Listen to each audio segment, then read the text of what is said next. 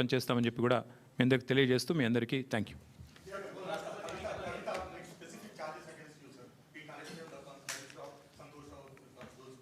See Rahul, I'll tell you one thing. Whatever had to be discussed has been discussed in the party. Action has been taken. Once action has been taken, there is nothing further that I can add or comment. Because whatever had to be discussed internally on party forums, we have done that. And we have acted. And therefore, after the action has been taken, there is nothing further for me to comment or elaborate on. Thank you.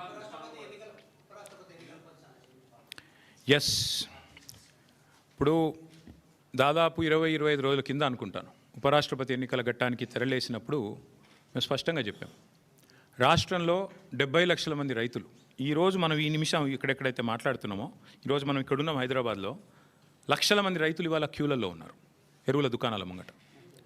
రాష్ట్ర వ్యాప్తంగా, ఒక జిల్లా కాదు, అన్ని జిల్లాల్లో ఎక్కడికక్కడ కొట్టుకుంటున్నారు, మహిళలు కొట్టుకుంటున్నారు, మహిళా రైతులు.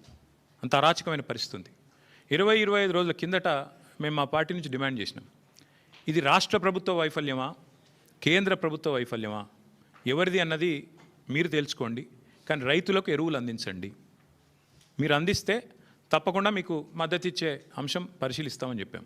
We have nothing against the 2 candidates. ఇద్దరు మంచోళ్ళే కావచ్చు, justice Reddy and CP Radhakrishnan ఇద్దరు కూడా మంచోళ్ళే కావచ్చు, మేము కాదంటలేదు. కానీ ఇవాళ వాళ్ళు ఇద్దరు అభ్యర్థులు కూడా 2 వ్యవస్థలకు ప్రతినిధులు.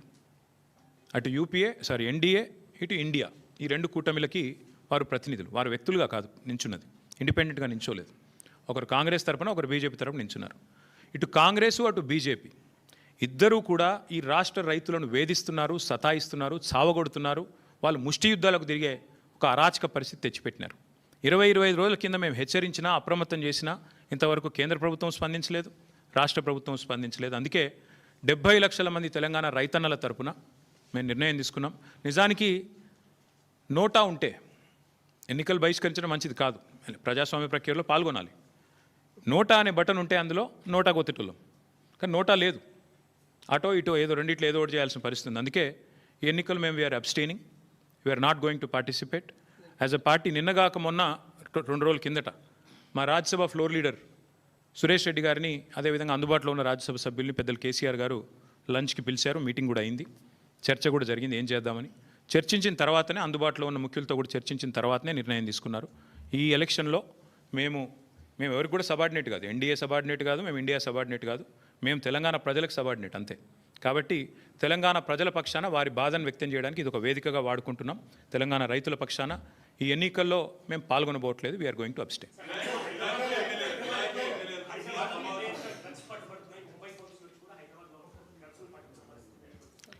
తెల్లారు లేస్తే బిల్డప్లు, ఒకటి ఈగల్ అని, ఇంకోటి హైడ్రా అని, నేను 18 గంటలు పనిచేస్తా అని, నేనే హోంమంత్రిత్వ శాఖ కావాలని నా దగ్గర పెట్టుకున్నా అని.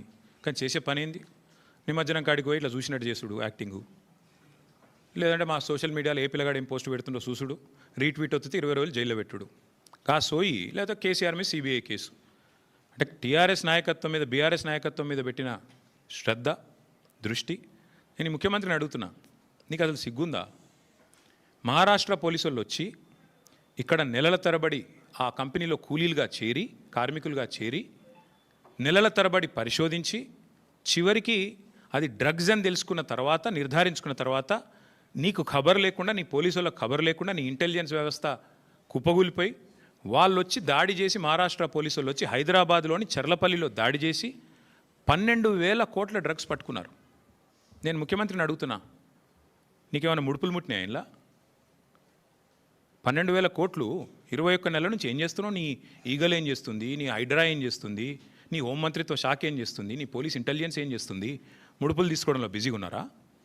ఎట్లా? హైదరాబాద్లోని చెర్లపల్లిలో 12,000 కోట్లు. ఇది భారతదేశంలోనే 2వ అతిపెద్ద డ్రగ్స్ ఇప్పటిదాకా దొరికింది. ఇదివరకు ఒకసారి గుజరాత్లో దొరికింది 21,000 కోట్లు, ఇప్పుడు రెండోసారి 12,000 కోట్లు. సిగ్గులేని విషయం ఏంటంటే, సిగ్గుపడాల్సిన విషయం ఏంటంటే, మన పోలీసులకు ఖబర్ కూడా లేదు. మహారాష్ట్ర పోలీసులు వచ్చి దాడి చేసేదాకా మన పోలీసులకు ఖబర్ కూడా లేదు. ముఖ్యమంత్రి గారికి ముడుపులు అందినాయి అనేది నా అనుమానం. అందుకే చూస్తున్నట్టు వేయండేమో, లేదా ముఖ్యమంత్రి బిజీగా ఉన్నాడేమో. ఏది ఎవడు రీట్వీట్ అవుతుండే వాని మీద కేసు పెట్టుర్రి, ఎవడు పోస్ట్ పెడుతుండే వాని అర్జెంట్ లోపలేయండి, లేదా గణేష్ కాడ పోయి కొద్దిగా స్టంట్ కొట్టినట్టు చేద్దాం, అక్కడ కేసీఆర్ పాటలు బాగా పెడుతురు, పోలీసు వాళ్ళు డీజే బాక్సులు గుంజుకోవాలి, యాంప్లిఫైర్లు గుంజుకోవాలి, గదే పని. ఏమన్నది ఇవాళ పోలీసులకు రాష్ట్రంలో పని? పాపం పోలీసుల బండ్లలో డీజిల్ దిక్కులేదు. మేము మమ్మల్ని అరెస్ట్ చేస్తుంటే హరీష్ రావు గారు అడిగినారు, ఏమైనా నీకు టీఏ వచ్చిందని అడిగారు. పాపం ఆయన నవ్వుతుండు పోలీసు ఆయన. డిఏ వచ్చినాదా, టీఏ వచ్చినాదా, మీ బండ్లలో డీజిల్ అని వస్తున్నాదా అంటే చెప్పలేకపోతున్నారు, పోలీసు వాళ్ళు నవ్వుతున్నారు. అట్లాంటి పరిస్థితి ఉన్నది వాళ్ళు. అందుకే ఈ రాష్ట్ర హోంమంత్రికే ముడుపులు అందినట్టుగా నాకైతే అనుమానం ఉంది.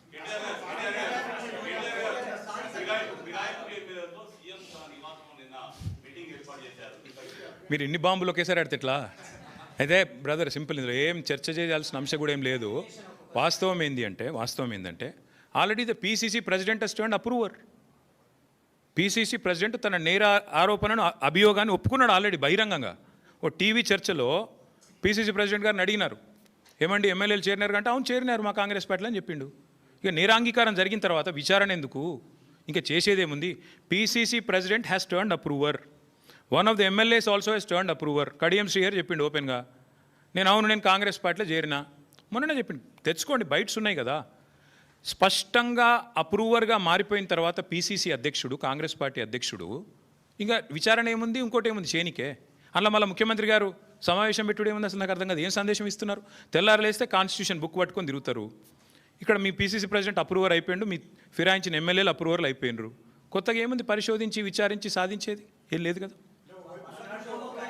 ఐ థింక్ ఇక విల్ స్టాప్ హియర్. ఇక మిగతా విషయాలు అందున్నాయి, మళ్ళీ మాట్లాడుకుందాం. కాకపోతే ఈ మూసీ కుంభకోణం దయచేసి అది చూడండి కొద్దిగా. మీరు రేపు రాస్తారో రాయరో మరి ఎవరేందో కూడా ప్రజలు చూస్తారు. ఎవరు రాస్తారో ఎవరు రాయరో కూడా ప్రజలు చూస్తారు. ఎవరికి ఏం ఒత్తిళ్ళు ఉన్నాయో, ఏ సంస్థలకు అడ్వర్టైజ్మెంట్ల వల్ల మీరు పడుతున్న ఇబ్బందులు ఏంది, ఎవరికి తొత్తులుగా ఉన్నారు, ఇవన్నీ కూడా తెలుస్తాయి ప్రజలకు. రాష్ట్రాల